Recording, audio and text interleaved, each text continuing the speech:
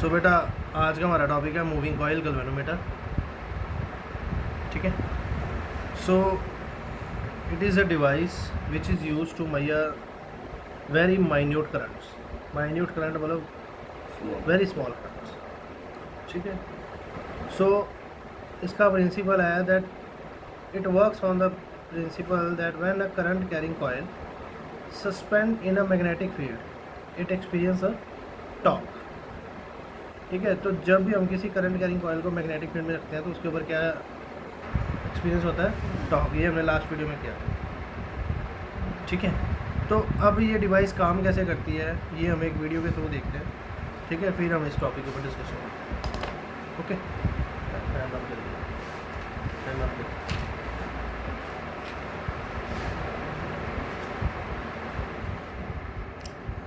ठीक है। तो हम ये वीडियो के थ्रू एक बार इस टॉपिक को अच्छी तरह देखेंगे, फिर हम इसके बात करते हैं। Hello friends, welcome back to the channel Physics and Animation.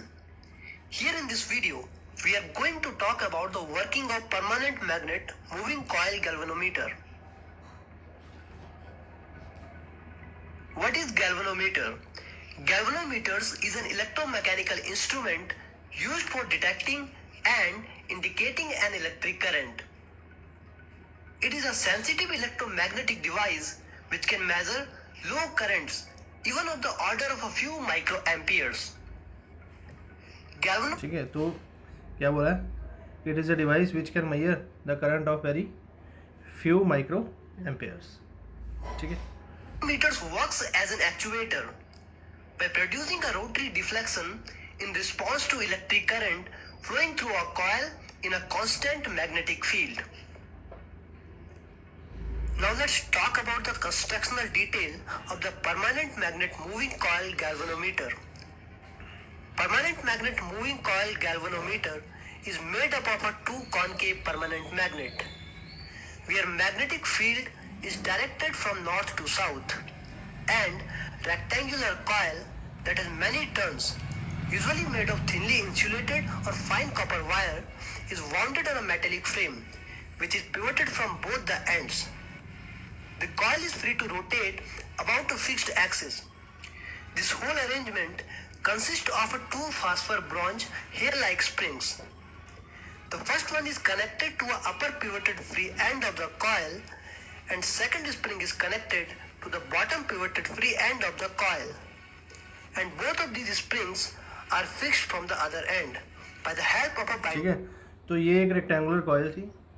इसके अपर और लोअर एंड पे ये दो स्प्रिंग लगे होते हैं और ये स्प्रिंग होते हैं फॉस्फर ब्रॉन्ज के। ठीक है। Phosphor bronze is alloy.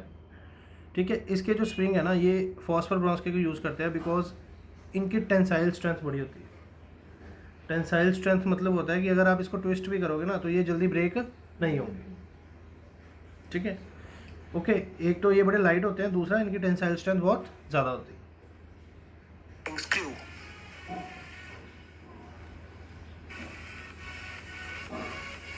ठीक है। और ये आपके पास एक रेक्टेंगुलर कॉइल है जिसको आपने एक फ्रेम के ऊपर माउंट कर रखा है। ठीक है। अभी हम कंस्ट्रक्शन समझ रहे हैं। अभी हम कौन कौन से कंपोनेंट्स यूज़ करेंगे। ठीक है। अभी आगे आने वाले 1-2 मिनट में ये भी बताएगा भी कैसे यूज़ करेंगे। A cylindrical soft iron core is symmetrically positioned inside the coil to improve the strength of the magnetic field and to make the field radial. There is a very important reason for keeping the magnetic field radial, which we will talk about later in this video during the working of a galvanometer. Also, the pointer is mounted on a pivoted coil for measuring the angular deflection in the coil. And two ends of the coil are connected to the two terminals of the galvanometer.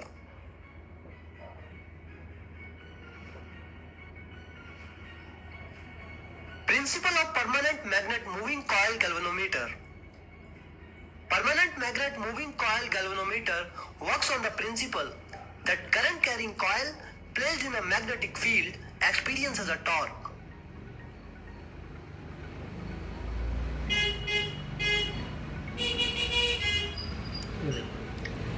अब बेटा ये एक rectangular coil है। ठीक है। इधर दो magnet है। मैग्नेटिक फील्ड जा रही है नॉर्थ से साउथ की तरफ। ठीक है। अब ये जो रेक्टेंगुलर कॉइल है इसका एरिया वेक्टर आ रहा है बाहर की तरफ। एरिया वेक्टर आ रहा है बाहर की तरफ, और मैग्नेटिक फील्ड इधर जा रही है, means they are perpendicular to each other. ठीक है, तो अब बेटा देखो ये करंट कैरिंग कॉइल है और ये मैग्नेटिक फील्ड है। तो हमने पढ़ा कि जब करंट कैरिंग कॉइल को मैग्नेटिक फील्ड में रखते हैं तो उसके ऊपर लगती है टॉर्क, और टॉर्क का हमने कल फॉर्मूला पढ़ा था, torque is equal to NIBA sine alpha, right. और ये बेटा जो साइन अल्फा, ये एंगल किस में होता था, मैग्नेटिक फील्ड और एरिया में। अब एरिया वेक्टर किधर जा रहा है, ऊपर की तरफ, perpendicular outward, and magnetic field is parallel to the plane of rectangular coil. ये बेटा रेक्टेंगुलर कॉइल है, यहाँ से मैग्नेटिक फील्ड ऐसे जा रही है, तो ये मैग्नेटिक फील्ड जो है वो पैरेलल है किसके, प्लेन ऑफ द कॉइल से, बट एरिया वेक्टर के क्या है, परपेंडिकुलर। समझ रहे हो? When the current is allowed to pass through the coil, current starts flowing from A to B in the left arm of the coil and from C to D in the right arm of the coil. As we can see in the animation, that in the arm AB, direction of the current is upward, and in the arm CD, direction of the current is downward. While the direction of magnetic field is from north to south for both the arm AB and BC. Therefore, according to the left-hand Fleming rule, two couple of forces or torque starts acting on a coil, which will help in rotating of a coil and causes angular deflection of the pointer. At this time, hair spring comes into play and creates counter torque to resist any extra unnecessary deflection or damage of a very sensitive pointer, and always ensures the proper functioning of the galvanometer. Corresponding calibrated scale is provided for converting the angular deflection of a pointer in a microamperes. Now let's try to understand that why this radial magnetic field is needed. Here we have ठीक है, अब बेटा इसमें concept आएगा एक radial magnetic field का। ठीक है, वेरी वेरी इंपॉर्टेंट कंसेप्ट। अगर पेपर में मूविंग कॉइल गैल्वेनोमीटर के ऊपर क्वेश्चन आएगा तो आपको रेडियल मैग्नेटिक फील्ड जरूर पूछी जाती है कि what is the function of. अब हमने मिरर जो मैग्नेट लिया ना वो लिया कनकेव, ठीक है। अब हम मैग्नेट कनकेव क्यों लेते हैं और यहाँ पे रेडियल मैग्नेटिक फील्ड क्यों बनती है, ठीक है। अब हम इसके ऊपर डिस्कशन करेंगे। used concave shaped magnets to provide radial magnetic field. But why? Let's explore it. As we all know, equation of the torque in this case is NIAB sin theta, where N represents number of turns, I is the current, and theta is the angle between the magnetic field B and the area vector, which is always normal to the plane of the rectangular coil. It's very clear that sin theta for an angle of 90 degree is always 1. Let's move to the top view and try to analyze it. Now we can see that. अब बेटा ये देखो, अब हम ना इसका coil का देख रहे हैं टॉप व्यू, ठीक है। पहले देख रहे थे साइड व्यू, अब कौन सा व्यू देख रहे हैं, टॉप व्यू। अब ये तुम्हारी कॉइल है, इसका एरिया वेक्टर जा रहा है इधर की तरफ, एरिया वेक्टर इधर है, मैग्नेटिक फील्ड इधर है, एंगल कितना है 90। तो टॉर्क का फॉर्मूला आता था साइन अल्फा। जब तक साइन मैक्सिमम रहेगा टॉर्क भी मैक्सिमम रहेगी, समझ रहे हो? अच्छा, अब ये मैग्नेटिक फील्ड जो है ना वो रेडियली इनवर्ड है। जैसे मान लो भी ये मैं टॉप व्यू देख रहा हूँ, ये टॉप व्यू देख रहा हूँ, एक इधर मैग्नेट पड़ी है और एक इधर मैग्नेट पड़ी है, हाँ ठीक है। एक मैग्नेटिक फील्ड ऐसे जा रही है सीधा अंदर को, एक इधर को आ रही है, मतलब किधर को आ रही है, टूवर्ड्स द सेंटर। अब आ टूवर्ड्स द सेंटर नहीं रही होती, वैसे इधर से चल के इधर चली जाती है, बट ऐसा अपेयर होता है कि किधर को आ रही है, सेंटर। ये भी किधर को आ रही है, सेंटर। समझ रहे हो? अब देखना इसका फायदा क्या है। अब ये एंगल कितना है, एरिया वेक्टर इधर है, मैग्नेटिक फील्ड इधर है, अब ये एंगल कितना है 90। अब आगे देखो, Because of the radial magnetic field, for each and every positions of the coil, magnetic अब देखो बेटा, अब ध्यान से समझना।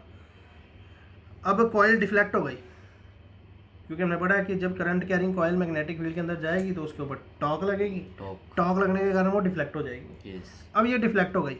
अब तुम ध्यान से देखो, अब एरिया वेक्टर इधर है और मैग्नेटिक फील्ड फिर इधर है, फिर से एंगल कितना बन रहा है 90।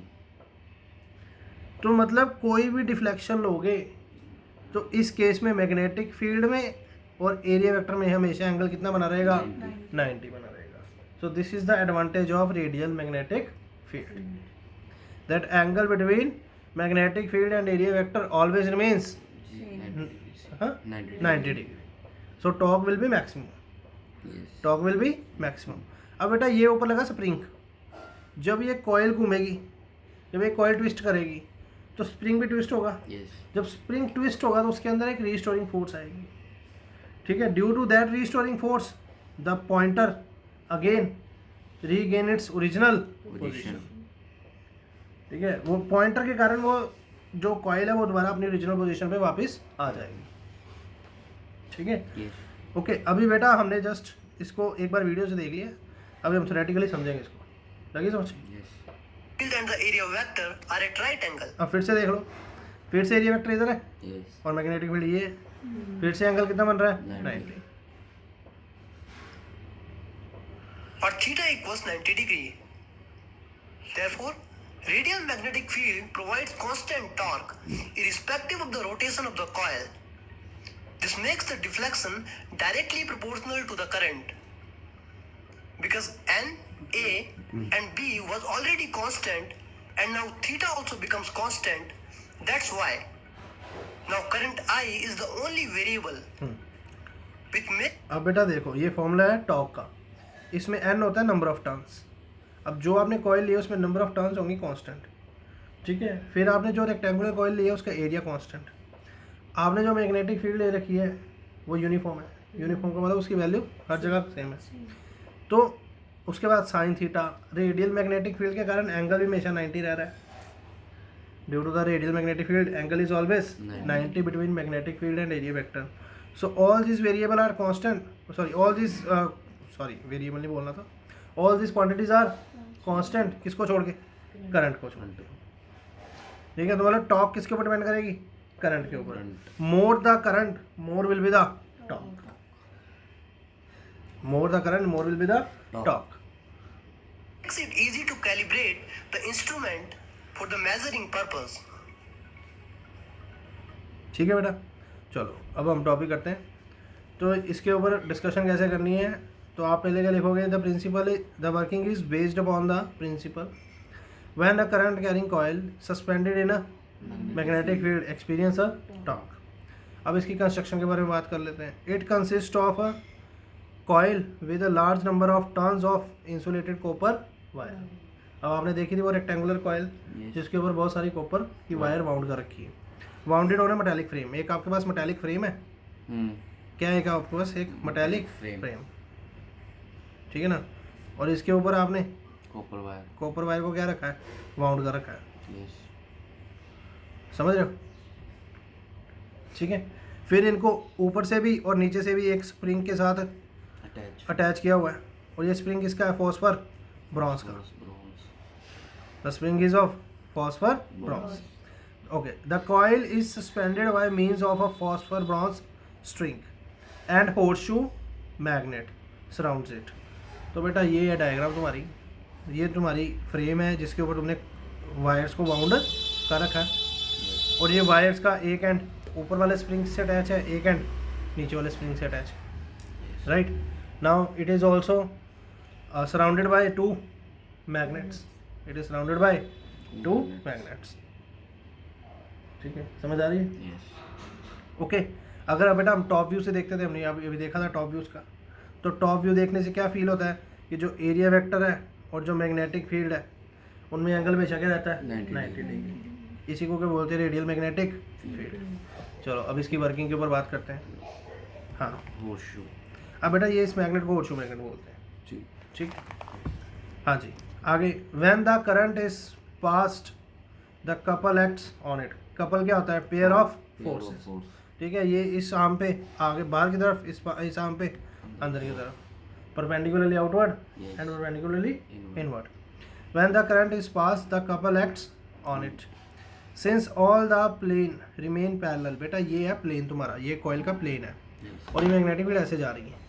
ठीक है, ये तुम्हारा एरिया वेक्टर है. क्या है, एरिया वेक्टर.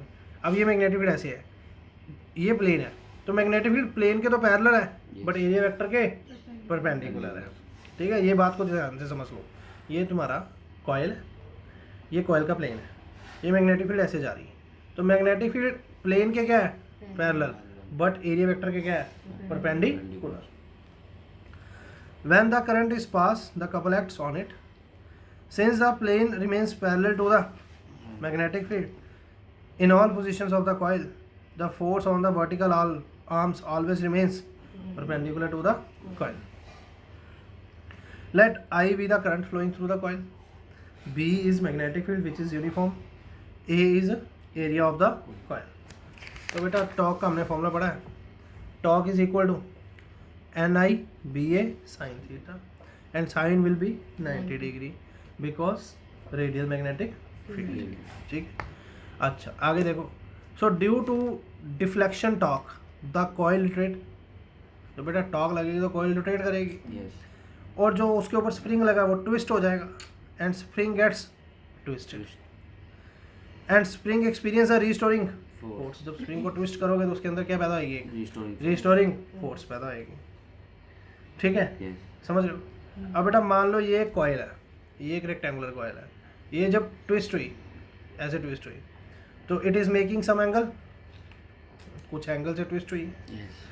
तो if phi is the angle, phi ये एंगल है through which the coil rotates, through which the coil rotates. अब बेटा जब कॉइल रोटेट हो रही है तो स्प्रिंग हो रहा है ट्विस्ट, जब स्प्रिंग ट्विस्ट होगा तो उसके अंदर रीस्टोरिंग फोर्स पैदा होगी। ठीक है, तो एक कंसेप्ट होता है रीस्टोरिंग फोर्स पर डिग्री, कि हर एक डिग्री रोटेट होने में कितना रीस्टोरिंग फोर्स पैदा हो रहा है किसी स्प्रिंग में। Yes. ठीक है, अब देखो, तो देखो जो रीस्टोरिंग फोर्स है, रीस्टोरिंग फोर्स किसके ऊपर डिपेंड करेगा? कितने एंगल से वो Rotate. रोटेट हो रहा है। Yes. प्रोपोर्शनैलिटी का साइन हटाएंगे, कांस्टेंट आ जाएगा K. के is what? Restoring torque per unit angular twist. एक एंगल एक डिग्री ट्विस्ट करने पे कितना रीस्टोरिंग टॉर्क जनरेट हो रहा है, उसको हम बोलते हैं restoring torque per unit angular twist. समझ रहे हो? Yes. ठीक है, अब बेटा मान लो कॉइल ट्विस्ट हुई, ये कॉइल ऐसे ऐसे ऐसे ऐसे ट्विस्ट हुई, ठीक है, एक लिमिट तक ट्विस्ट हुई। अब और नहीं ट्विस्ट हो पा रही, क्यों नहीं हो पा रही? क्योंकि जितना इसके ऊपर टॉर्क लग रहा था उतना ही इसके ऊपर यहाँ पे रीस्टोरिंग फोर्स लग रहा है। अब इससे ज़्यादा इसलिए ट्विस्ट नहीं हो पा रही। समझ रहे हो? तो एक इक्विलिब्रियम आ गया। Yes. क्या आ गया? Equilibrium. जहाँ पे दोनों फोर्सेस एक दूसरे के Equal. इक्वल है। तो in equilibrium restoring torque is equal to, sorry deflection torque is equal to Restoring torque. Restoring torque. Deflection torque का फॉर्मूला क्या है? NI BA साइन थीटा की वैल्यू तो 1 हो जाएगी। 1 NI BA is equal to K. K phi. ठीक है, तो बेटा यहाँ से फाई कितना आ जाएगा? NB by K into I. Yes. ठीक है, अगर उसको इधर ले जाए तो K upon NB A is equal to I. Yes. तो ये है बेटा, ये सारी टर्म्स कांस्टेंट है, Yes. तो इसकी जगह हमने कांस्टेंट लगा दिया G। Yes. क्या कांस्टेंट लगा दिया? G. G। समझ रहे हो? Yes.